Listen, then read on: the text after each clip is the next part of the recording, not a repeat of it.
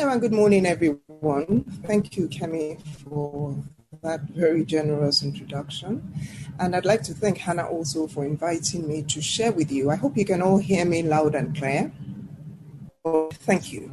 Thank you. So it's my, with the hope and with the prayer that a few people will pick up a few tips that will make your own journey easier, lighter, more exciting, so that we can all grow together. I think as women, we need to do a lot more of that. So this is a great, great initiative. And I congratulate Hannah and her team for putting this together.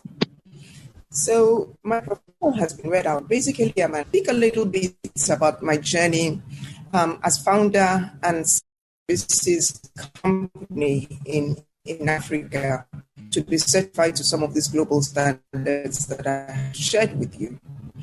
However, I didn't know, as you can imagine, the fact that today we've been able to conduct probably well over 100 certification projects. We've been able to train probably about 10,000 professionals and have a number of initiatives, a number of publications out there in the marketplace. Did not start in one day.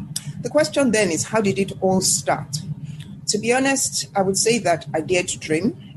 And I dare to dream big. And I think dreaming is an integral part of starting up an organization. So people call it vision, all sorts of nice fancy names for it. But basically it's about a dream. We also dared to trust and be led by God. And to be honest, the journey of Digital Jewels, of me as a person, cannot be told without the God factor. So it's important that I mention that. So how did it all begin? As I said, it began with a dream. And the dream for me was very Africa inspired. It was a dream about what if Africa could do a number of things. I firmly believe in Africa being a continent that has very resourceful, intelligent people. And sort of growing up and in my early career, I just got fed up of Africans being treated like the underdogs, like people who don't have any intelligence. And being in a professional services firm, I really couldn't see why we couldn't compete and do better than anybody else anywhere in the world. So it was a dream about how Africa can create value instead of just consuming value, how it can solve its own problems, how it can develop intellectual capacity, and so on and so forth. But a dream, as said by Colin Powell, does not become reality through magic. It takes sweat, it takes determination, it takes hard work. I'll just say that again. A dream doesn't become reality through magic. It takes sweat, it takes determination, and it takes hard work.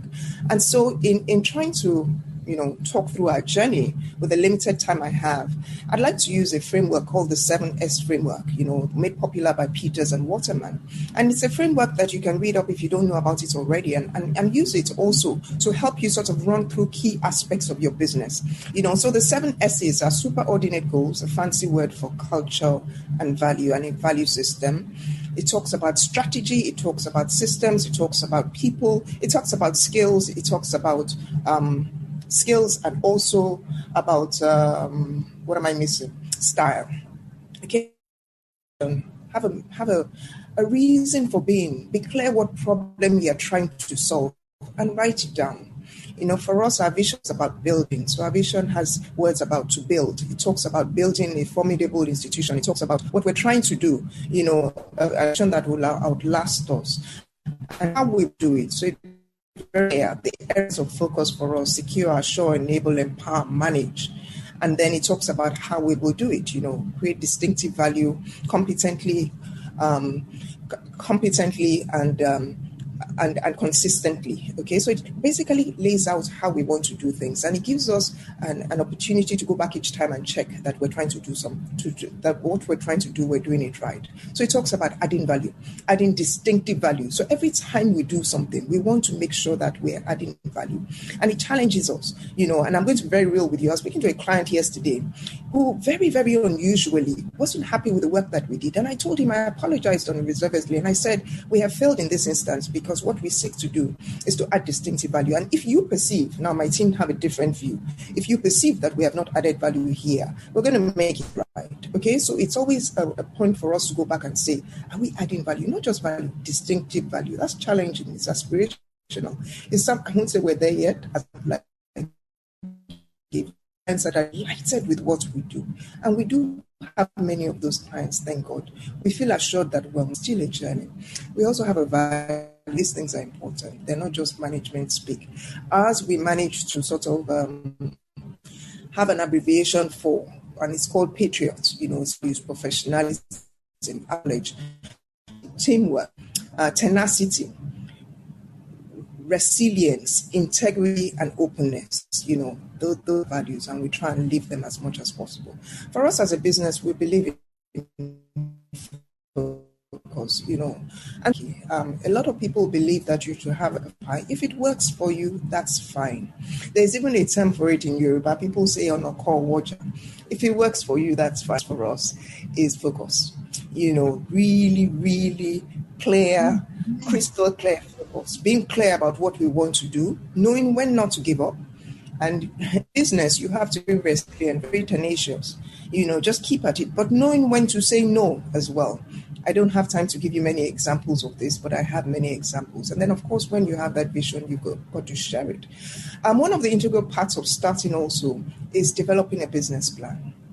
I meet many entrepreneurs, young entrepreneurs or people who are young in their entrepreneurship journey who come to meet me and say, mentor me. And I ask them, do you have a business plan? No, I don't think it's that. And I say, you do.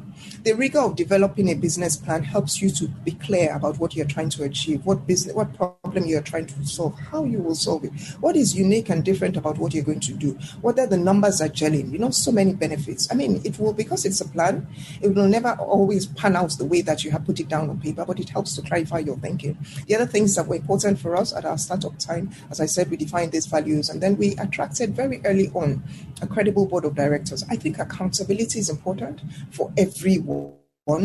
In my entrepreneurship journey, accountability was very important. Having people, knowing that I had gotten the commitment of people to be on my board, it was critical to me not to disappoint them. It was critical to me to draw from them, to get the benefit that we're supposed to get. I'm not talking about financial terms. I'm still talking about people guiding you, people who have been there and done that, guiding you and encouraging you in your way. So that was helpful for us. And then, of course, you build your team and all of that, and you kick off.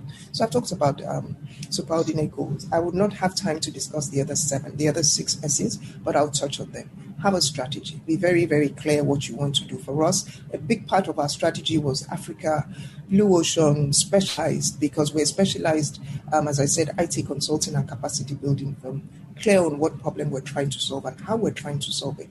One of the ways that we seek to add value as a business is through thought leadership, and we do quite a lot of that. When I talk about our strategy also, I mentioned areas of focus for us: secure, the assurance, IT governance. We talk about enabling with the capacity building part of it. We talk about empowering, and we talk about managing, very clear. And a number of value-added interventions, breakfast forums, publications, webinars, we recently do all of that because we believe that one of the ways we can add, because that is what we have: share knowledge, share experience, people together to network and share information, and that has worked very well with us. I'll touch very quickly on building systems. This is an area where a lot of entrepreneurs do not do so well. We do so much, we're stretching ourselves in different directions, and we fail to build systems that can help to make things easier. The process of building the systems, and I'm not talking about pieces. I'm talking about management systems that help you run your business. It will help you to do things better and faster. So it's about slowing down to So I think I said a while back, there's a quote that is attributed to me that says, processes are people, systems outlive strong men. Effective governance ensures continuity, resilience, and endurance. Okay, so have systems that work for you. This is part of why we are ISO certified. This is what we do for clients, and so it's also about a taste of our own medicine, practicing what we preach, and having systems that help us to work more effectively. You have to pay attention to institutional building. We've got a very effective group PMO that helps us. We run on systems. Technology obviously helps us, and all of that. So have systems. Also have a structure. in your structure. Ours is flat because we're an IT firm. It is flat, it is clean, it is customer focused, it is accountable, and it is connected. So find a structure that works for you. As I said, our board of directors is a big part of that. And then we also have a style, we have a mantra. We say we know, we care, we deliver.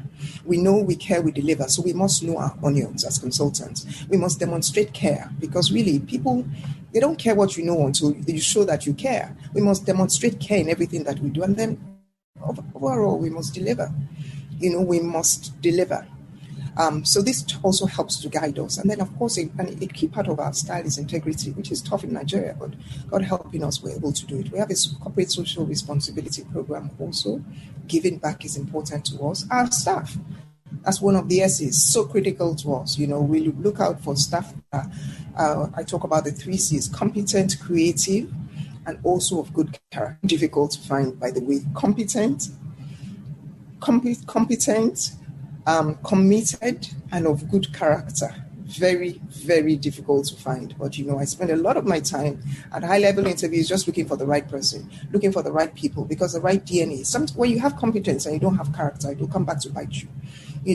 Where you have character and the competence is low, you can work with that person and build the competence. But because of the nature of our business, as experts, competence is often non-negotiable.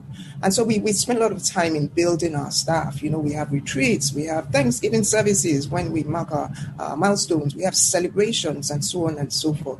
In the new normal, virtual world, we still keep at it, but it's been a bit more challenging. Building culture is a bit more challenging in the new normal because we've been working, virtual, hybrid in this new normal. And one of the things that I find challenging is, new staff. Sometimes I call staff meeting and it's virtual and somebody's speaking, who is that person? I know every staff, but for me to be saying who's that person or whose voice is that, that shows that, that glue that is so binding. We've got to find more exciting ways or more effective ways of dealing with it. So I've run through very quickly. I know that my time is up and I will stop now. So just recap. It talks about bearing in mind, having a dream, the question you might ask is, has it all been easy? No, there have been challenges, and maybe later I can speak to those challenges, but none of them are insurmountable if you follow these principles and guidelines, and of course, if you trust God. So have a goal, have a vision, a dream, have a strategy, have systems that work for you, have a structure, invest in skills, have a style, let people know you for something. Be very, very focused on your life. So those are the principles that have helped at the appropriate time. I'm happy to take questions. I hope it's useful. Thank you very much for listening. God bless you.